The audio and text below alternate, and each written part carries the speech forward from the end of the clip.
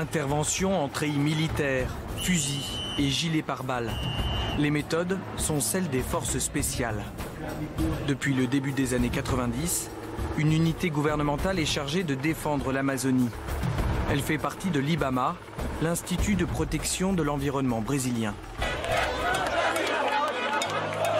Mais avec l'élection de Jair Bolsonaro, son avenir s'écrit en pointillé.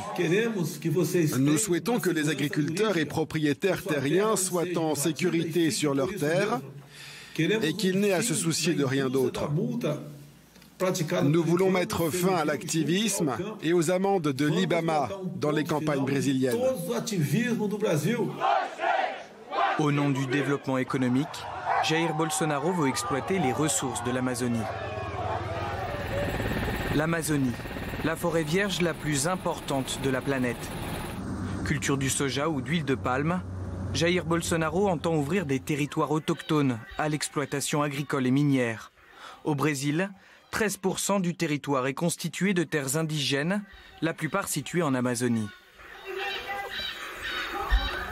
Les Wayampi vivent dans une réserve reconnue et protégée par le gouvernement fédéral depuis 1988. Mais ils se sentent menacés. Nous ne voulons pas de ces entreprises minières sur notre sol. Jamais nous n'en voudrons. Nous sommes ici chez nous et cette nature est à nous.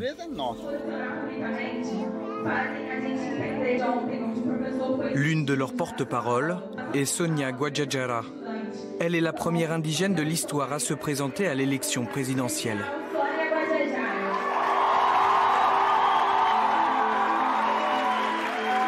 En visite sur le campus de l'Université fédérale de Rio, elle ne veut pas abandonner le sort des siens au lobby de l'agrobusiness. On a résisté à la colonisation. On a résisté à la dictature militaire. On va continuer à résister.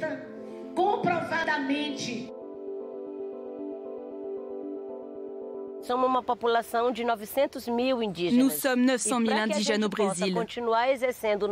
Et pour conserver notre manière de vivre, nous devons être plus protégés encore.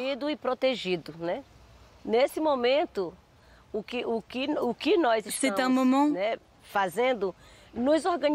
où il faut s'organiser contre la perte de nos droits. Il faut rassembler nos forces. Rassembler les forces face à un président qui souhaite regrouper les ministères de l'agriculture et de l'environnement et qui, en s'inspirant du président américain Donald Trump, a menacé à plusieurs reprises de quitter l'accord de Paris sur le climat.